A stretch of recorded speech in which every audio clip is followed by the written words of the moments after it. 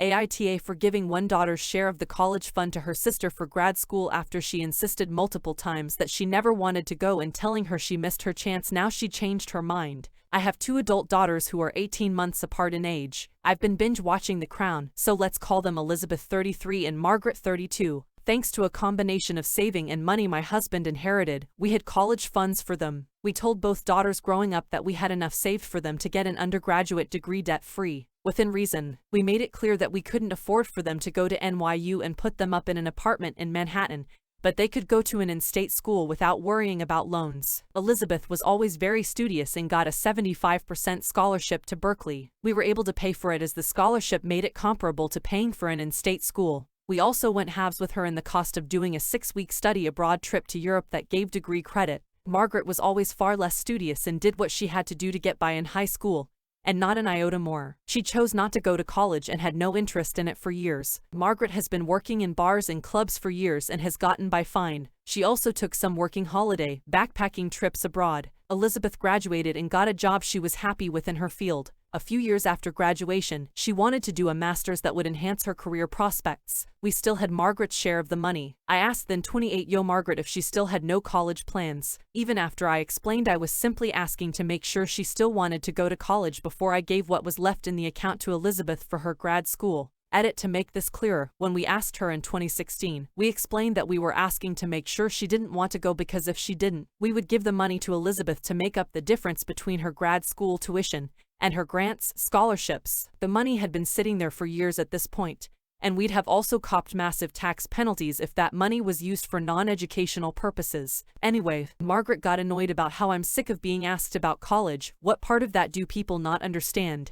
So we gave it to Elizabeth, who graduated from Stanford with a combination of scholarship, grants and the college fund. 4 years later, Margaret wants the money to go to college and asked us to pay for her. She absolutely lost it when we reminded her. She said she didn't need it and we gave it to Elizabeth. I think the pandemic has shaken her and she's realized she needs a real career, as she is now an unemployed 32-year-old bartender in the coronavirus era, and most of her former let's go work party in Australia for 12 months friends are settling down and having kids. My husband and I simply can't afford to pay for Margaret to go to college now unless we hand over a huge chunk of our retirement savings and work for many more years than planned. My husband has struggled with a lack of energy since recovering from cancer 3 years ago, so may well need to retire early. I'm also not convinced she has the motivation to follow through all the way to graduation. Aita for telling her that we gave her 10 years to take up the option of paying for college. She said repeatedly she didn't want it and we double-checked before Elizabeth got it, so she needs to work it out for herself if she wants to go. Story 2. Aita for not being willing to pay for my stepdaughter college tuition. I have two boys 21 and 23 from my first marriage and a girl with my current wife. JJ has a daughter, my stepdaughter V, 18, with her first partner. My deceased ex-wife and I have created a trust fund for our two boys, and when she passed away they both got a large inheritance since she came from a wealthy family. When me and Jay got married, she stopped working and is currently a stay-at-home mom to our daughter 13. I have 3 trust funds for my children in separate college funds. I thought V's dad would be smart enough to do something similar,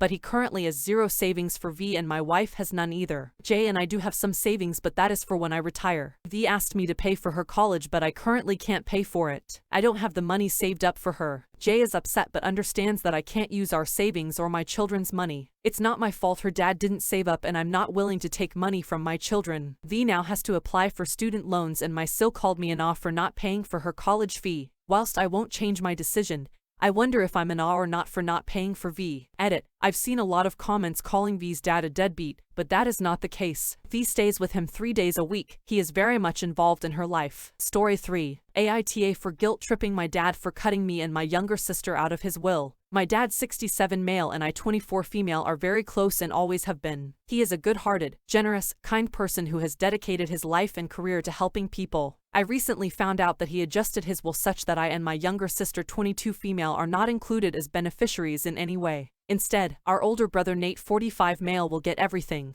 He says that this is solely because he thinks my sister and I can take care of ourselves, but Nate can't. For some greater context, my dad has fully financially supported Nate for his entire life, spends his time traveling around, painting. I think in his ideal world he would be a professional painter, and dating lots of women. He's never had a job as far as I'm aware. He has recurring health issues stemming from an accident when he was a young adult, and he is bipolar. He's never required in-home care of any kind, but he has been intermittently in the hospital throughout my lifetime, maybe an average of once every couple of years for several days at a time. I've never visited him in the hospital though, nor has my dad, I believe, because he's almost always traveling outside of the US. Nate and I didn't grow up together because of the age difference, and I do not like him. He's always been a condescending jerk to me, my sister, and almost everyone, and his financial relationship with my father has always seemed manipulative to me. When my dad told me about the changes to his will, I started crying. Part of it was shock, surprise, but yes, if I'm being brutally honest with myself about the type of person I am and if I'm being transparent with you all, I had always had an expectation in my mind that, when my dad died, both of my siblings and I would all receive a sizable inheritance. For context, per Google, my dad would fall somewhat above upper middle class by US income standards, and it almost felt like an injustice that I had always been a great daughter and very close to my dad, but that I was being cut out of the will so that everything could go to my brother, who's always been kind of a jerk. So I cried. Then I asked my dad if we could stop talking about it. That was a few days ago, and we haven't talked since. My partner says I shouldn't be reacting this way, that I should call my dad and apologize for guilt-tripping him just for wanting to take care of someone who needs it more than I do. I have a moderately successful career so far. I'm not in any way planning to cut off contact with my dad, spend less time with him, or convince him to change his will back. I won't even bring it up.